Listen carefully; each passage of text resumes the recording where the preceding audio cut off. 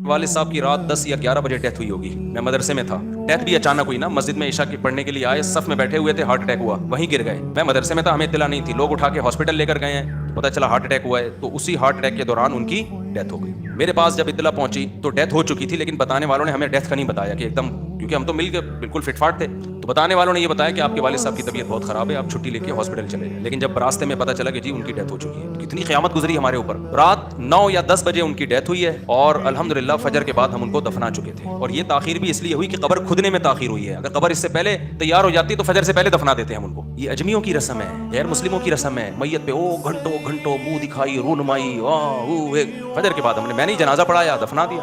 उसके बाद दोपहर 10 बजे तक महल्ले में खबरें फैलना शुरू की, भाई हाफिज मसूद साहब का इंतकाल हो गया। मेरे वाले साहब का नाम मशहूर था, हाफिज मसूद साहब। लोग आ रहे हैं, भाई कहाँ हैं? मैंने, हम तो, ये नहीं कि हमें गम नहीं था, जो मेरे ऊपर क़यामत गुजरी थी वो मैं ही जानता हूँ।